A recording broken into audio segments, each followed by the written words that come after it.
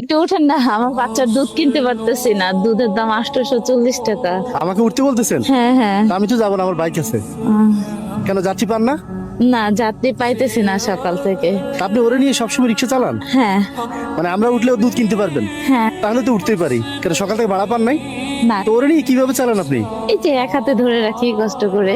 কেন ওর বাবা কোথায়? ওর বাবা চলে গেছে পালায়। কোথায়? অনেক টাকা ঋণ করে পালায় চলে গেছে। তো ওর খাওয়া দাওয়া কোথায় করে? এই যে এইভাবে রাস্তায় তো ওর খাবার কি খাবে? খাবারের ব্যবস্থা তো দেখি না। একটা বিস্কুট রাখছিলাম। বিস্কুট খাওয়ার বয়স হয়েছে? কত বয়স? 6 মাস। তো 6 মাসে কি বিস্কুট খাবে ও? খাওয়াই মাঝে মধ্যে। পেট খারাপ হয় না? হয়। হ্যাঁ, হবে তো, ও তো বিস্কুট খাইতেই পারবে না। এখন কি করব, দুধ কেনার তো টাকা গুছাইতে পারতেছিলাম না। দুধ কিনতে টাকা পান না ওর জন্য? এটা কোনো কথা হইলো?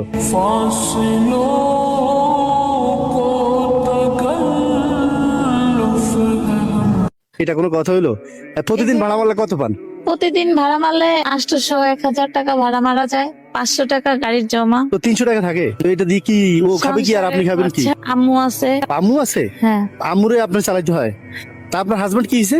উনি অনেক টাকা ঋণ করে পালায়া চলে গেছে। যেদিনকে থুয়ে চলে গেছে সেদিনকেও সারাদিন না খাইছিল। আজকে কি 1 খাবে? মাস ধরেই নাই বাসায়। কি কি? 1 মাস ধরেই দুধ নাই বাসায়। রোজা রাখেন?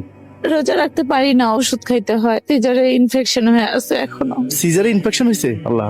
চলেন ওরে আমি দুধ কিনে দিই। হ্যাঁ আচ্ছা চলুন, কথা বলবো পরে, আসেন। নেন, ওর জন্য এটা আমার উপহার। ধরেন, থ্যাংক ইউ। নেন।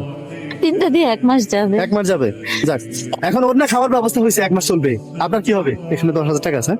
এই 10,000 টাকা দিয়ে কয়দিন রেস্ট করেন আপু? আসলে আপনাদের মতো মানুষের জন্য এখনো পৃথিবীটা ধ্বংস হয় নাই। যদি আপনাদেরকে ফেরেশতা করে পাঠায় পৃথিবী